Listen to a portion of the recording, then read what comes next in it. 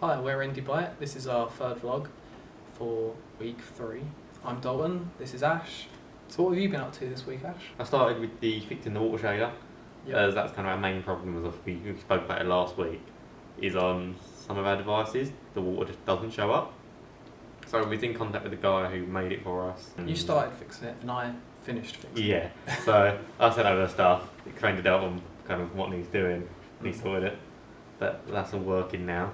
I think we got like the low end, sort of lowest end device that we would care about targeting. Yeah. The other ones are just such a low market share. It's not really a problem. Darren's phone is quite high end. Yeah. So hopefully the ones in between will be able to, they should support it. Yeah. The high end and low end support. But it did look like it was an error where it was kind of too much stuff going on for a lower end graphics card. Yeah. So I'm assuming kind of that fix will fix a lot of things for lower end phones. Yeah, it's good to have water back in the game. Yeah, and the Scar Battle is no more. Yeah, no more floaty boats. What else did I do? Exploration scene. So the kind of like where you'll be able to pick what kind of zones and the boss battle and look on different exploration kind of parts to it. Is the basics of that spinning. So you get your zone is generated, the islands you can go up to, and we'll take you into the runner scene. You get the little message in the bottles that we started to do. Yep. They generate in. And there'll be the way that we give the players a chance to watch an ad, and then they'll receive a reward in game for watching an ad, and obviously we'll receive a reward for them watching an ad. Going forward in the exploration scene, we need to add fog of war to show what the player has discovered where they've already explored. This is to prevent them going around in circles thinking, oh, have I explored this? And we've also been discussing about the size of the exploration. Obviously, because our game is a mobile game, it's a snack game, it's meant to be played in quick bursts, we want to make the exploration scene fairly small. So it's not so much as they've got this massive environment to explore, it's more they have the opportunity to choose what they want to do in this environment. They can move around, and if they want to go to this island, they can go to that island. If they want to just go straight to the boss island to move on to the next zone, they can. We've experimented with this kind of this sort of mechanic before, and it took too long to get to the end, and the tempo was just too slow for the game. So we don't want to go back. We don't want to take a step back. We want to keep moving forward, and something that we've learned from that is make it short, make it snappy. Yeah, and then what have you been up to this week? This week I've been making a kind of like a tool to help speed up development, and it's for our runner scene where you have to dodge obstacles. At the moment it's currently random. We don't have a lot of control over how engaging obviously the generation would be. It could be really easy, it could be really hard, and we'd like to have more control of that to kind of have an influence on the player's experience. So to do this, we are making tile sets. In the previous build of our game, when it was in a landscape view, we had tile sets, but the way I did it wasn't great, and it was really hard to edit them, and if we changed sort of the power-up object inside any of them, we'd have to go through every single one and change it.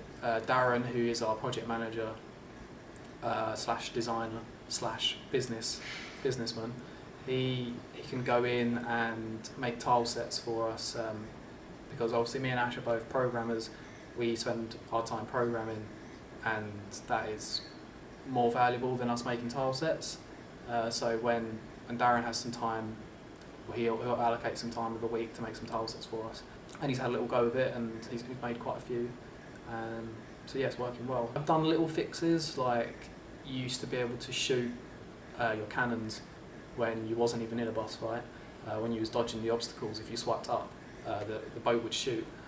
So little fixes like that, stopping the boss from shooting once you've killed him, because you could kill him and then he still shoots, and he could, if he gets lucky enough, he could kill you, and then you'll die before him, and even though you killed him, you'd fail. So I stopped that. Obviously I fixed the shader, I spent quite a lot of time on that, and due to changes in the update of the shader, the water looks slightly different, it works slightly different, and I had to adjust some of the water in the scenes. We've got the shader working, that's the main thing. We've got other priorities like cannon reloads. We're thinking about a fun little mechanic for reloading, so instead of the player just waiting, they actually have a skill-based task that they have to complete, and if they do well in it, they get a bonus to add more variety and give them more controls to manage. I've also been putting in assets that Ryan's made, so these are obstacles that you can dodge in the runner scene. So previously we just had a singular object, but now we've got different kind of rocks and different islands to give the game visually more variety, and also a different sort of obstacles to create different challenges for the player. I've also made the width of the game wider. This is so our tile sets that we make can not just be left, centre or right, they can actually be 10% along the screen or 75% along the screen. What's next? So for me next week is going to be carrying on with the exploration scene and trying to improve on that, as at the moment it's very basic. We need fog of war to be in, which we've spoke about a system how we want to kind of have it to kind of fit our art style and that. So we're going to work on that over next week. We're going to start getting analytics in. Something we want to know is how many times people are completing or losing on a tile in the runner scene. So analytics are going to be really important for us. It's going to show us, like Ash has said, how easy tile sets are that we make. So we can go in and adjust them, make them easier or harder. If they're too easy and people get past them every time, we might want to make it a bit harder. If they're failing every time, then obviously we've made an impossible tile and we need to go and fix that. So analytics are going to be really helpful. We can see where players are struggling, where they find it easy, where they get bored and stop playing.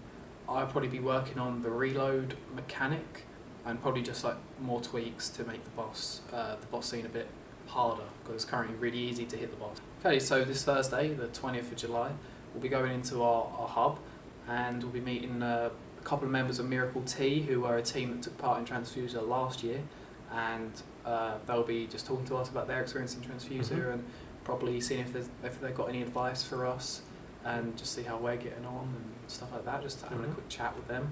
We've also got a guy called Ian Turnbull. He's a guy that used to work for Square Enix. He's got loads of advice to give us. We spoke to him before. He had loads of advice. It was really good chatting to him. Really so look forward to seeing him again. We'll try and capture some footage of it. We're going to let our university lecturers know that we're in, so hopefully some of them can come down as well and we'll have a chat with them. That's it for us this week. We'll see you next week. See you next week. Want to introduce us? Doing your introducing. You want nice and in focus? I like have a arm up there, here. Is this our third vlog?